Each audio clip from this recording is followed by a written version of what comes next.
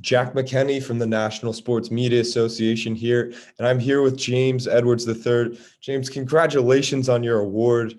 Tell us a little bit about what it means to you and, the work you've put in, everything you've done, earning this award. What does it mean? Well, first of all, thank you, man. Means a lot. Surprised, honored. I'm not one of those. I didn't take journalism classes in high school. I didn't do the student newspaper in college. I had a little bit of a different route. So to kind of always feel like the underdog and things like that, and then to win Michigan Sportswriter of the Year is insane, especially covering a team that hasn't done a lot of winning as of late. So the fact that I got people to read stories about a team that hasn't won and like the stories is, I think I'm doing okay at my job if I can do that. So that's a great honor. And of course, I was one of those people reading those stories, which I thought were really interesting, really captivating. I'd love for you to talk about your Jeremy Grant article, him coming to Detroit, and just kind of a backstory on him. Talk a little bit about that. I thought that was one of the best articles you wrote. Well, I appreciate it. Yeah, I got tipped off when the Pistons signed Jeremy Grant from Denver that part of the reason he wanted to come to Detroit was him and Troy Weaver have a relationship that dates back many years, both from the DMV area. He wanted to play for a black GM, a black coach, and in a black city. And Detroit is the blackest city in America. So if people paid attention, Jeremy Grant was really kind of the first one in the NBA bubble to take like a stance on the social justice. He was the ringleader with that. So it's very important to him. So for him, he's always been traded. I think this was the first time he was a free agent. And he wanted to kind of just like use his player empowerment to do what means a lot to him. So kind of, we talked on the phone because it was during COVID, so there wasn't in-person stuff, but I kind of like slow played it, talked into it. I'm like, so I know you came to Detroit, or I asked him about the bubble and the work he did in there. And I'm like, well, I'm just connecting dots here, but I knew the answer. He didn't know I knew. So I was like, yeah, playing for a black GM now, a black coach, a black city in a black city. Is that a coincidence? And he went on to talk about why that was important to him. And so, yeah, that was, you stumble into some stuff in this business. And that was one that luckily somebody mentioned to me as something I should pursue. And I did, and it turned out really well. Mm-hmm. Yeah, no, I thought it was a really wonderful article. And, Jeremy's a really important player on this team. And it's great that, he has that passion in the background for it. Yeah. But let's move a little bit to your career.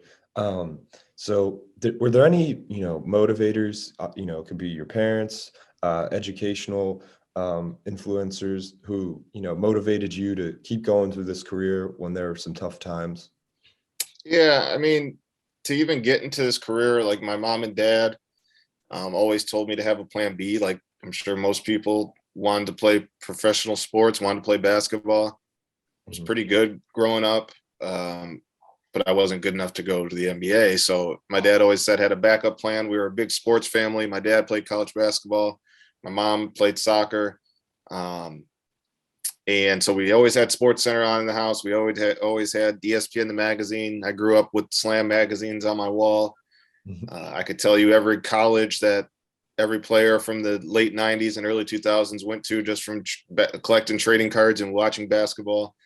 So when I kind of thought about a plan B, I'm like, well, if I don't make it to the league that way, what's the next way to make it to the league? And what else am I interested in? And I always grew up interested in like figuring things out, storytelling, and learning more. I was always a curious person, so asking questions.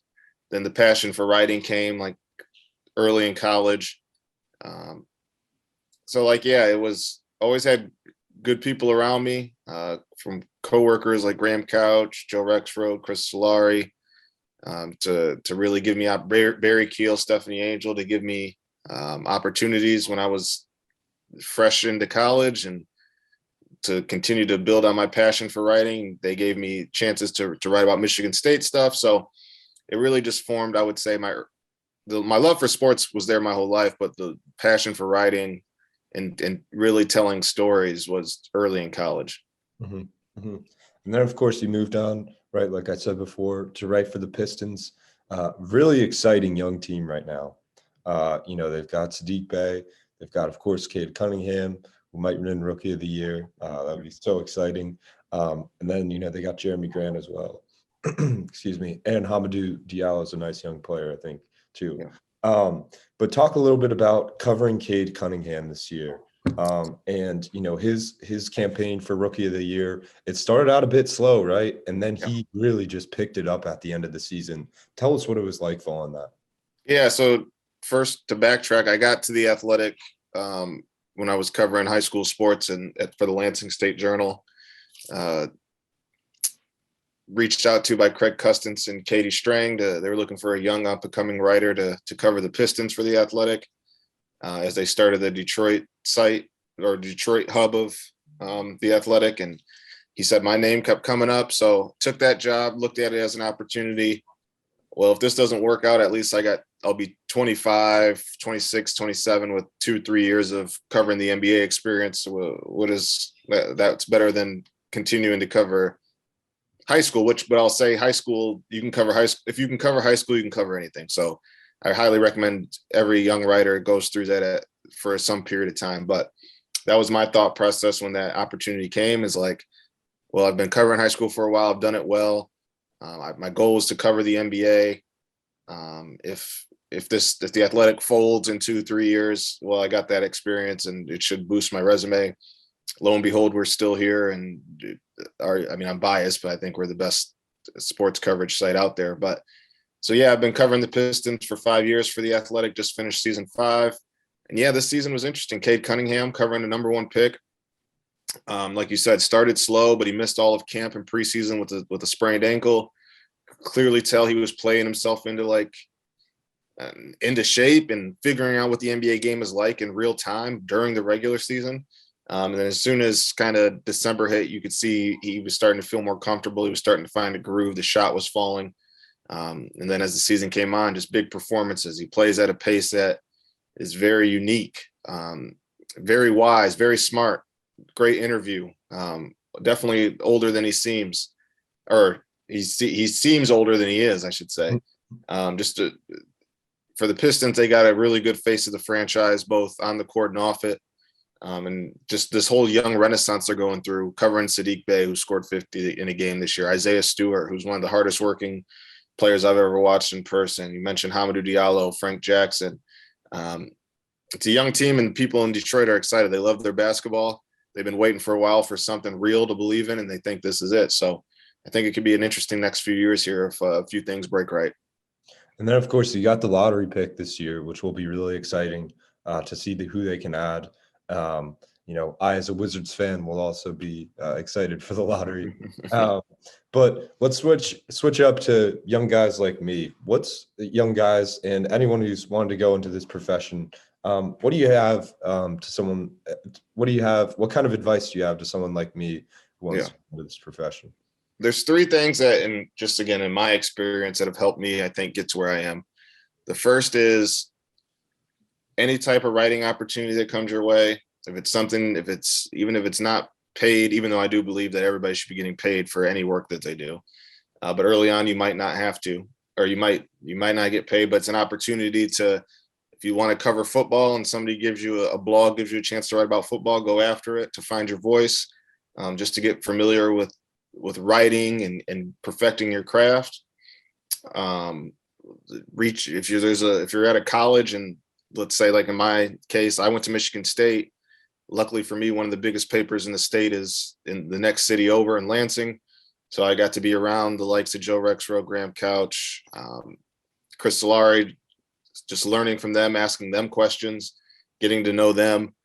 Don't be afraid to go up and introduce yourself to prominent people in the field if you're around them regularly. Build relationships. That helps. I think number 2 would be people skills. Especially in the covering a professional sports team that plays and practices every day, you have to be able to hold a conversation. You have to be able to be a human being. You don't want to make every conversation transactional. There are days when Pistons practice where I'll just go up and talk with a guy with my phone in my pocket because I don't need to have everything we talk about on record. Sometimes it's just like, hey, like, I like your shoes. We talk about shoes. We talk about family. We talk about movies. We just talk about anything. It's good to build that relationship so that when you do have a big story, they trust you. And they see you're more than just here to get stuff out of them. You're there to learn about who they are, to take the time out to really get to the core of who they are. So people skills, take opportunities, and third, read a lot of people who are like you consider some of your favorite writers. I mean, of course, everybody wants to have their own style of writing, their own voice. But I think that comes by reading writer X, writer A, writer B, writer C. Read your favorite writers often, see how they put sentences together, see how they lead stories, see how they construct paragraphs, and then you'll learn how the best of the best do it, and then you can try to find your voice in there. And I think if you combine a bunch of your favorite writers, it helps, plus your own personality and your own ideas, it helps kind of craft who you'll become as a writer. So read a lot. Don't be afraid to ask questions. Don't be afraid to introduce yourself to people. Don't be afraid to take opportunities. Even if it's starting your own blog, just so you have some outlet to write and practice. And then the third one is work on your people skills. I'm naturally a shy person, but in this job, it makes you can't be shy. You gotta break out of your shell and really just go for it. Because the only way to succeed in this job is just going for it. So I think those are the three biggest things that helped me. Yeah, those are awesome. And I totally agree in the point that you're talking about with the players where, you got to talk to them about more than just information, because if you're just always asking them about information, then that's just like, the point of this job also, I feel like, and I think you can talk about it, is like, it's cool to have a relationship, with players on the team. It's cool to, know about their family and not just talk about, sports and what can help you with your article. It's cool to talk about other things besides that and build connections with them. Yeah, for sure. I mean, I'm around these guys for 6 months every day. So there's definitely a professional working relationship you have to have for everybody to kind of,